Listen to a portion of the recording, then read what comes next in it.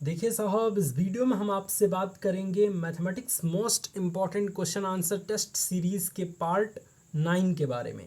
यानी कि इसके पहले हमने 1 से लेके 8 पार्ट तक आपके लिए अपलोड कर दिया है। तो अगर आपने अभी तक इन पार्ट्स को नहीं देखा है तो इस वीडियो के डिस्क्रिप्शन में दिए गए प्लेलिस्ट के लिंक पर क्लिक करके आप सभी पार्ट्स को बेहद आसानी से देख सकते हैं। इससे पहले हम इस वीडियो को शुरू करें, आप देख रहे हैं हमारा चैनल पांडित्य टेक्निकल।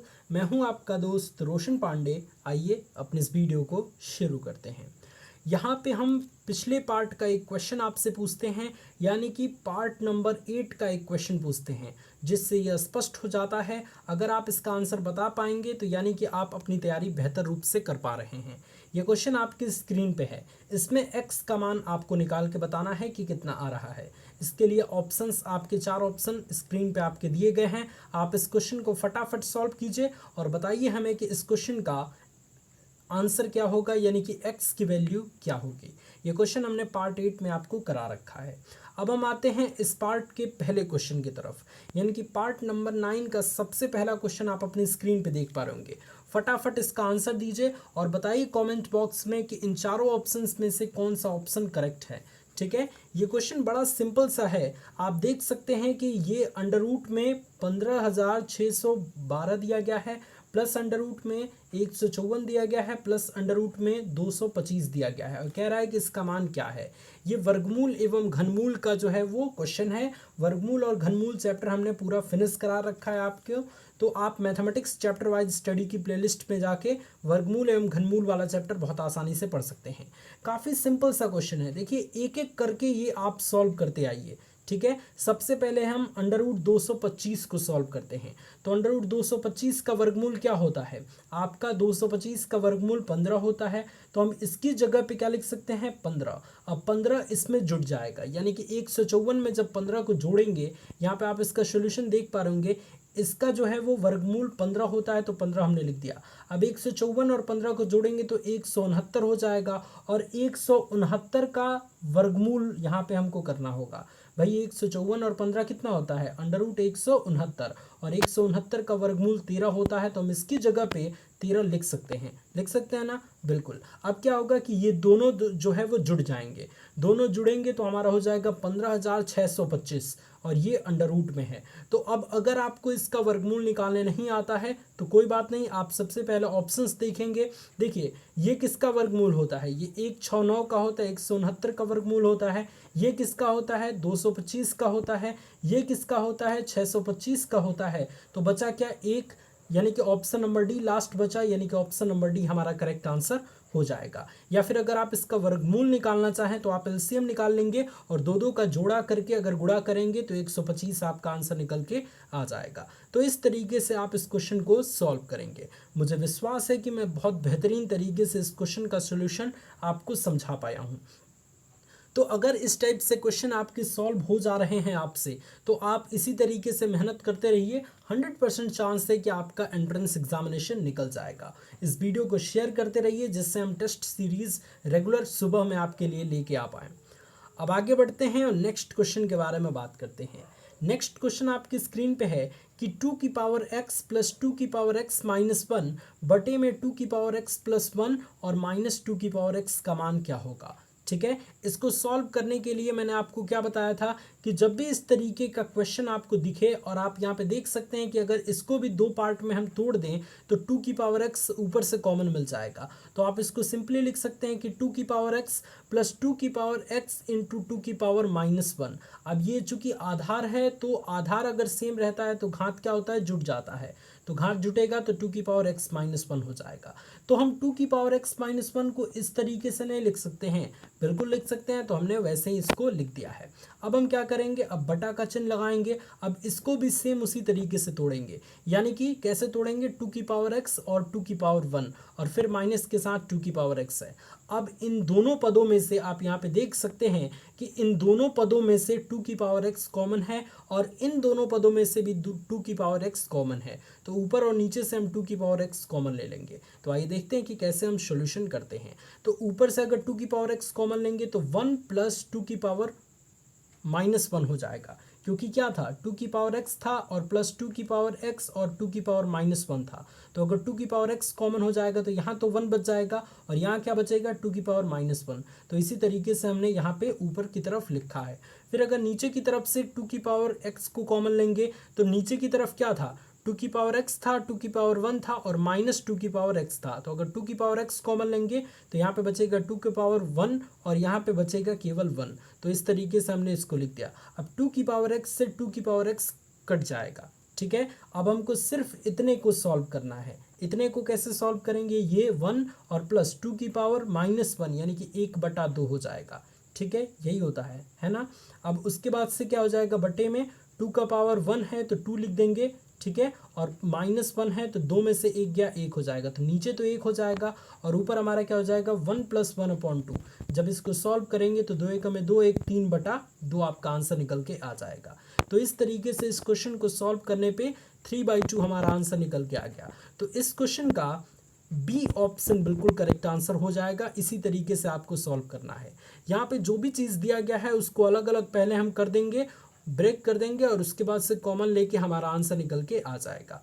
तो इस तरीके के क्वेश्चन को आपको ऐसे सॉल्व करना है, आप बहुत बेहतरीन तरीके से सॉल्व कर पाएंगे अगर आपकी प्रैक्टिस अच्छी बन जाती है तो, ठीक है ना। अब आगे बढ़ते हैं और नेक्स्ट क्वेश्चन के बारे में बात करते हैं। नेक्स्ट क्वेश्चन आपके स्क्रीन पे है कि यदि e बराबर 2.718 हो तो 8e⁻x² to the power whole cube, ठीक है, इंटू 1/5 e⁵ और उसके पावर x² और डिवाइडेड बाई e⁻2x और की होल पावर 4x का मान ज्ञात कीजिए। तो इस टाइप के क्वेश्चन को सॉल्व करने के लिए सबसे पहले हमें इसको सॉल्व करना होगा कि इसको सॉल्व करने के पश्चात कितनी वैल्यू हमारी निकल के आ रही है। उसके बाद अगर ई वाला टर्म बचता है तो हम इसकी वैल्यू भी पुट करेंगे, ठीक है। तो चलिए सबसे पहले हम इसको सॉल्व करते हैं। तो इसको सॉल्व करेंगे तो ये डिवाइड वाला चिन्ह यहाँ पे लगा है, यानी कि ये इसके डिवाइड में हम इसको लिख सकते हैं 2x to the power 4x e⁻2x to the power whole 4x, ठीक है। तो इसको लिख सकते हैं। आइए देखते हैं कैसे सॉल्व करेंगे।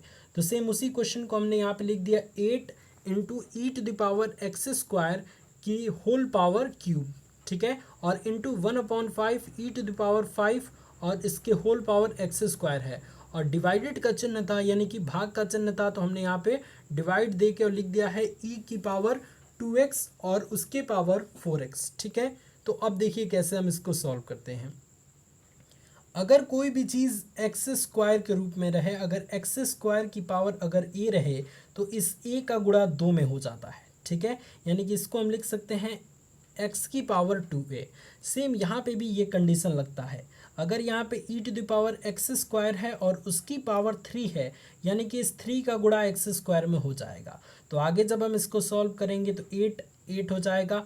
फिर इसको सॉल्व करेंगे तो e⁻3x² हो जाएगा, ठीक है, इंटू 1/5 है यानी कि 5 जो है वह नीचे चला जाएगा, तो 5 हमने यहाँ पे नीचे लिख दिया। अब इसको अगर सॉल्व करते हैं तो ये हो जाएगा हमारा e⁻5x²। मैंने जैसे कहा आपका कि इस x² का गुणा इस घात में हो जाता है, तो e⁻5x² हो जाएगा। देखिए कई स्टूडेंट्स को कन्फ्यूज़न होगा। देखिए अगर e⁻a है और की पावर अगर b है तो हम इसको लिख सकते हैं e⁻ab, ठीक है। तो ये चीज़ आप ध्यान रखेंगे।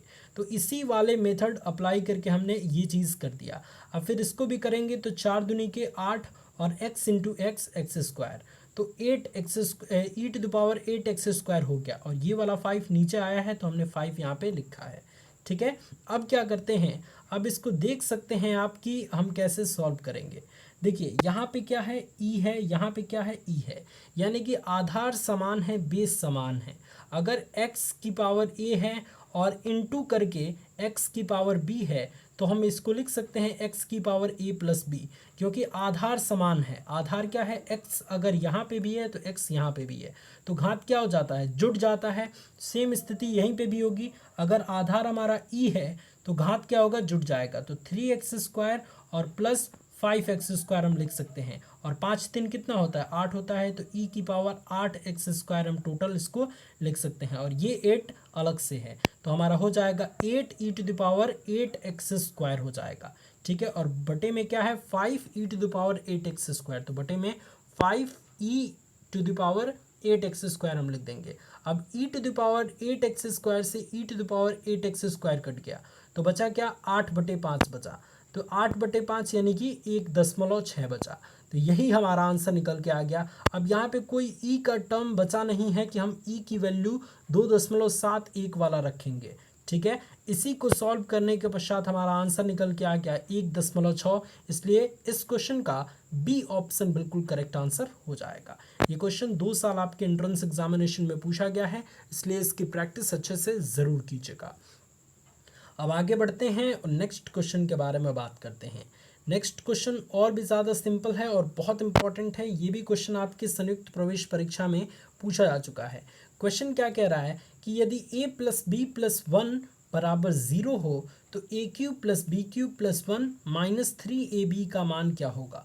देखिए, अगर आप इस क्वेश्चन को सॉल्व कर ले रहे हैं, इस टाइप के क्वेश्चन को सॉल्व कर ले रहे हैं, तो 100% चांस है कि अगर आप थोड़ा बहुत और मेहनत कर देते हैं तो आपका एंट्रेंस एग्ज़ाम अच्छे नंबर से निकल जाएगा। तो फटाफट इसकी प्रैक्टिस कीजिए और बताइए इस क्वेश्चन का आंसर कितना होगा। मुझे उम्मीद है कि आप में से बहुत सारे स्टूडेंट्स इस क्वेश्चन को सॉल्व कर लेंगे।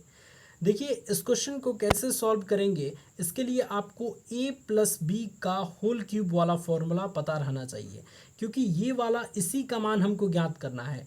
और ये वाली वैल्यू क्या है, a³ + b³, यानी कि कहीं ना कहीं इस चीज़ का क्यूब आपको करना है, ये आपको ध्यान रखने की ज़रूरत है, ठीक है। अब हम क्या करेंगे, सबसे पहले इसको हम देखते हैं। तो अगर a + b + 1 बराबर 0 है तो हम अब इसको लिख सकते हैं a + b बराबर -1 लिख सकते हैं ना। अब हम कहेंगे कि अगर दोनों तरफ होल क्यूब करने पर, यानी कि दोनों तरफ का क्यूब करने पर, तो हम इसको यहाँ पे लिख सकते हैं कि a + b का होल क्यूब बराबर -1 का होल क्यूब, ठीक है। भाई यहाँ पे आप देख सकते हैं कि a + b बराबर 1 है, a + b + 1 बराबर 0 है, तो a + b बराबर अगर 1 को उधर करेंगे तो -1 हो जाएगा। अगर हम इसका क्यूब करेंगे तो हम लिख सकते हैं कि a + b का होल क्यूब बराबर -1 का क्यूब। जब इसका क्यूब को ओपन करेंगे तो a + b का होल क्यूब क्या होता है, a³ + b³ + 3ab और कोष्ठ में a + b होता है, ठीक है। और 1 का क्यूब क्या होता है, -1 का क्यूब -1 ही होता है। अब इस a + b को हमने क्या लिखा था, चूंकि a + b + 1 बराबर 0 था तो a + b को हमने लिखा था -1। इसी 1 को हमने इधर पक्षांतर कर दिया था तो -1 हो जाता। तो यहाँ पे अब इस a + b को हम क्या क्या लिख सकते हैं, इस a + b की जगह पे हम यहाँ से -1 पुट कर सकते हैं। तो अगला समीकरण हमारा हो जाएगा a³ + b³ प्लस नहीं माइनस हो जाएगा, अब क्योंकि इसकी जगह पे हम -1 पुट कर रहे हैं, तो -3ab बराबर हो जाएगा -1, ठीक है। अब क्या कीजिए कि इस वाले जो है वो इस वाले 1 को, इस वाले -1 को आप इधर ट्रांसफ़र कीजिए और इस वाले -3ab को आप इधर ट्रांसफ़र कीजिए। तो अब हो जाएगा हमारा क्या, a³ + b³ + 1, क्योंकि वो -1 था उधर तो हम इधर लाए हैं तो +1 हो गया बराबर 3ab। तो इतने की वैल्यू क्या निकल के आ गई, इतने की वैल्यू आपकी निकल के आ गई 3ab + 1। तो इस चीज़ को ध्यान रखिएगा कि a³ + b³ + 1 बराबर 3ab हमने निकाल रखा है। कैसे निकाला है ये भी मैंने आपको बता दिया। अब चलते हैं हम अपने सॉल्यूशन की तरफ।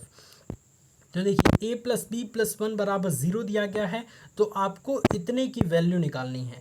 अभी अभी हमने इतने की वैल्यू निकाल रखी है। इतने की वैल्यू कितनी निकाली है हमने, 3ab निकाली है, ठीक है। तो इतने की वैल्यू हम रख सकते हैं 3ab, और ये -3ab पहले से है, इसी की वैल्यू हमको निकालनी है। a³ + b³ + 1 - 3ab की वैल्यू है तो निकालनी है हमको।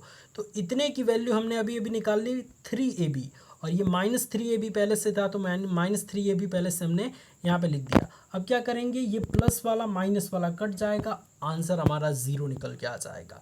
तो बड़ा सिंपल सा क्वेश्चन था, बस आपको थोड़ा सा दिमाग लगाने की ज़रूरत है। इस क्वेश्चन का डी ऑप्शन बिल्कुल करेक्ट आंसर हो जाएगा। तो उम्मीद है कि आप पहले समझ पाए होंगे कि किस तरीके से इस क्वेश्चन को सॉल्व किया गया है। ये वाला यहीं पे छोड़ देंगे और इस एक को इधर पक्षांतर करेंगे तो -1 हो जाएगा। दोनों तरफ का क्यूब करेंगे तो हमारे इतने की वैल्यू निकल के आ जाएगी 3ab। इतने की वैल्यू 3ab हमने रख दिया और माइनस के साथ ये 3ab है तो 3ab रख देंगे, डायरेक्ट हमारा आंसर 0 निकल के आ गया। ज़्यादा सॉल्व करने की भी ज़रूरत नहीं पड़ेगी, ठीक है। तो इस क्वेश्चन का डी ऑप्शन बिल्कुल करेक्ट आंसर हो जाएगा। अब आगे बढ़ते हैं और नेक्स्ट क्वेश्चन के बारे में बात करते हैं। नेक्स्ट क्वेश्चन काफ़ी इंपॉर्टेंट है कि समचतुर्भुज ए बी सी डी के विकर्ण बिंदु बी पर मिलते हैं, यदि बिंदु ओ पर मिलते हैं, सॉरी बिंदु ओ पर मिलते हैं, यदि एंगल ओ ए बी बराबर 40 डिग्री है तो ओ बी ए का मान क्या होगा। तो इसके लिए हमको एक डायग्राम बनाना होगा। सबसे पहले समचतुर्भुज बनाना होगा। देखिए, समचतुर्भुज एक ऐसा समांतर चतुर्भुज होता है जिसकी सभी भुजाएं समान और बराबर होती हैं, ठीक है, और उनका विकर्ण जो होता है, इनका जो विकर्ण होता है समचतुर्भुज का, इन विकर्णों का प्रतिच्छेद बिंदु यानी कि इन विकर्णों का जहाँ एक दूसरे को प्रतिच्छेद करते हैं वहाँ ये क्या करते हैं, 90 डिग्री का एंगल बनाते हैं। तो ये चीज़ आप ध्यान रखेंगे, ये एक मेजर पॉइंट है जो आपको समचतुर्भुज से रिलेटेड पता होनी चाहिए, ठीक है। अगर आपको ये कंसेप्ट पता नहीं है तो फिर आपको क्वेश्चन सॉल्व करने में काफ़ी दिक्कत होगी, क्योंकि थ्योरम बहुत बड़ा रोल अदा करता है। मैंने क्या बताया कि समचतुर्भुज में विकर्ण जो है वो एक दूसरे को समकोण पर काटती हैं, यानी कि अगर ये समचतुर्भुज है तो इसका विकर्ण जो है वो एक दूसरे को समकोण पर काटती हैं, एक दूसरे को 90 डिग्री के एंगल पे काटती हैं।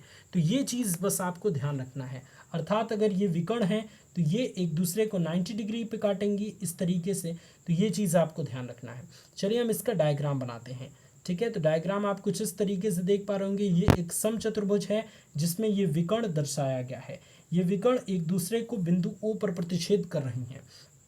क्वेश्चन में दिया गया है कि अगर एंगल ओ ए बी बराबर अगर 40 डिग्री दिया गया है तो इस स्थिति में आपको क्या ज्ञात करना है, आपको ज्ञात करना है एंगल ओ बी ए का मान। ये वाला एंगल का मान आपको निकालना है, और ये वाला एंगल आप थ्योरम से जानते हैं 90 डिग्री का है, क्योंकि समचतुर्भुज में जो है वो विकर्ण जो है वो एक दूसरे को समकोण पे काटते हैं, ठीक है। तो ये वाला तो समकोण हो जाएगा, 90 डिग्री हो जाएगा। तो आप देख सकते हैं कि यहाँ पे एक त्रिभुज बन रहा है जिसमें इस त्रिभुज का एक कोण आपको मालूम है 40 डिग्री, दूसरा कोण भी मालूम है 90 डिग्री, और तीसरा कोण आपको निकालना है। तो त्रिभुज के तीनों कोणों का योग कितना होता है, 180 होता है। तो आप लिख सकते हैं कि angle A plus angle O plus angle B बराबर 180 डिग्री। शॉर्ट में आप लिख सकते हैं, अरे एंगल ए क्या है, एंगल ओ ए बी है, ठीक है। तो इसको शॉर्ट में हमने एंगल ए लिख दिया। एंगल ए की वैल्यू 40 डिग्री है, प्लस एंगल ओ की वैल्यू 90 डिग्री है, प्लस एंगल बी की वैल्यू मतलब ओ बी ए की वैल्यू आपको निकालनी है, बराबर में 180 डिग्री होता है। तो अब आगे अब जब इसको सॉल्व करेंगे तो आप लिख सकते हैं, इतने को जोड़ देंगे तो 9 4 13 हो जाएगा, यानी कि 130 हो जाएगा। तो b बराबर क्या हो जाएगा, 180 माइनस 130, यानी कि 50 डिग्री आपका आंसर निकल के आ जाएगा। तो इस क्वेश्चन को हमने बहुत आसानी से सॉल्व कर लिया, और ऑप्शन नंबर बी हमारा यहाँ पे बिल्कुल करेक्ट आंसर हो जाएगा। तो आपको इस तरीके से सिंपल से एक डायग्राम बनाना है, और एंगल बी निकालने के लिए, एंगल ओ बी ए निकालने के लिए 180 में से इन दोनों कोणों को जोड़ के, ये वाला कोण और ये वाला कोण को जोड़ के और घटा देना है, ठीक है। 50 डिग्री आपका आंसर निकल के आ जाएगा। तो इस तरीके से आपको इस क्वेश्चन को सॉल्व करना है। बड़ा सिंपल सा क्वेश्चन था, बस आपको एक चीज़ ध्यान रखना था कि समचतुर्भुज है उसमें विकर्ण एक दूसरे को समकोण पर प्रतिच्छेद करते हैं, एक दूसरे को 90 डिग्री पर प्रतिच्छेद करते हैं, ठीक है। तो आशा करते हैं कि आज का ये वीडियो बहुत इंपॉर्टेंट लगा होगा आपको, और काफ़ी सारे क्वेश्चन को बहुत अच्छे तरीके से आप सीख पाए होंगे। अगर ये वीडियो आपको पसंद आया, अगर बातें अच्छी लगी, तो आप इस वीडियो को लाइक कीजिए। इस वीडियो के बारे में अपनी जो भी राय है आप हमें कमेंट में बताइए, और साथ ही साथ इस चैनल को सब्सक्राइब कर लीजिए, जिससे इसी तरीके की नोटिफिकेशन आपको वीडियो के द्वारा मिलती रहे, आप इसी तरीके की ज़बरदस्त वीडियो रेगुलर देख पाएँ और अपनी स्टडी को बहुत बेहतरीन कर पाएँ। इस चैनल को शेयर ज़रूर कर दीजिएगा। अपना प्यार देने के लिए बहुत बहुत शुक्रिया। God bless you all.